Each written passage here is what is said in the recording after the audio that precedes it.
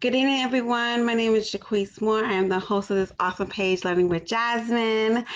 And for those who do not know, I am a mother of a child who has autism. And this is day 7, you guys. Day 7 of Autism Awareness Month. And I'm so happy to be here. And we're going to talk to you, I'm going to talk to you about speech therapy. For those who don't know, because of April being Autism Awareness Month, the focus is to bring awareness, obviously, to those who do not know. So if you know about speech therapy, awesome. Thank you for joining. But please share it among those who do not know about speech therapy. Those who, let's just say you found out that someone has a child who has autism and may need speech therapy, they can come on this, and it will also be on YouTube. This will always be on YouTube, you guys. So just for those who do not have Facebook, they can also go on YouTube. And all my videos so far of different interviews and for the past 6 days and this today will be on YouTube. So thank you for joining. So speech therapy, you guys, and this is an overview. It's just a general conversation. It's not going to take that long. It could be like 10 to 15 minutes. And just an overview about what is speech therapy. This is actually from autismspeaks.org website. Speech language therapy addresses challenges with language and communication. It can help people with autism improve their verbal, nonverbal, and social communication. The overall goal is to help the person communicate in more useful and functional ways. Communication and speech-related challenges vary from person to person. Some individuals on the autism spectrum are not able to speak. Okay, others love to talk but have difficulty holding a conversation or understanding body language and facial expressions when talking with others. Okay, so moving forward to speech therapy.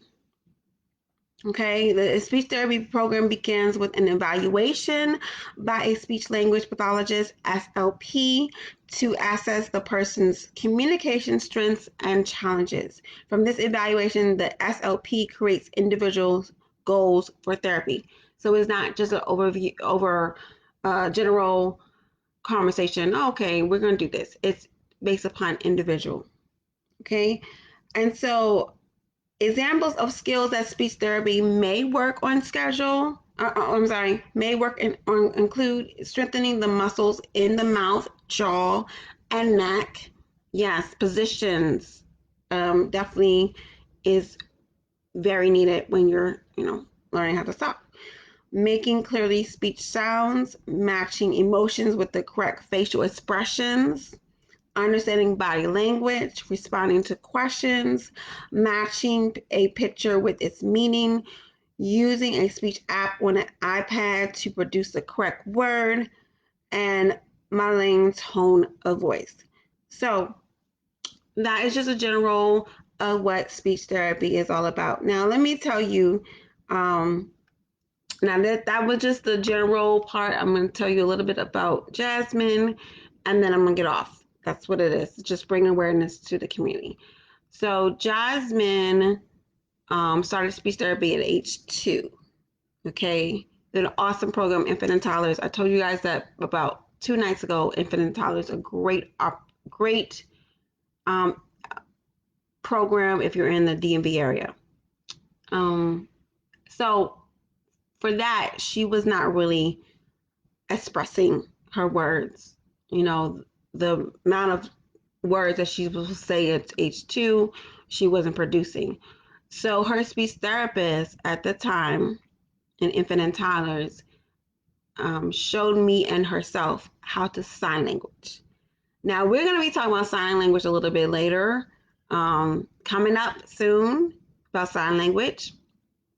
But speech therapy is one of the awesome, even her speech therapist now, like she's known her since she was 2 years old, a different program that after infant and toddlers, she went to that program too.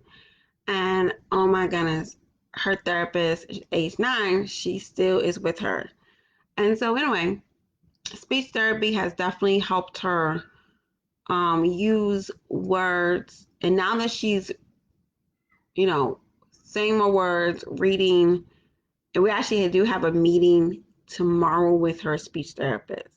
So I might just, might give you guys, some point of, information, a little bit of that. But definitely, her speech therapist is awesome, very patient with her. Um, kind of know her game sometimes, Jasmine, doing whatever. It was interesting because when we first started speech therapy with the program that she is in now, which is outpatient therapy, actually, by the way. And I gave her a list of words that Jasmine could say, right? And so it was ball. This is like H2, right? And so then her therapist was like, I thought she knew how to say the word ball. But previously, before her, she had the other lady that was giving her sign language, right? So I was like, no, she can say ball. And she's like, but she was doing this. So she refused to talk. And she's like, what? I thought she knew how to say ball. And, she was like at age 2, she was playing therapist. But it does coincide with everything when it comes down to therapy. So therapy, a lot, like we learn about autism, and then we go to science and then an assessment, and people are like, oh, you don't want to be labeled, whatever. But therapy actually helps. And we're going to go jump into some type of therapy sessions, therapy information about individuals with autism. They're going to have speech therapy. They might have OT. They might have physical therapy. They might have ABA. They might have all those other things that comes along with it. And so this is just a general um, presentation about speech therapy. I highly recommend you um, signing up for your child that has speech therapy.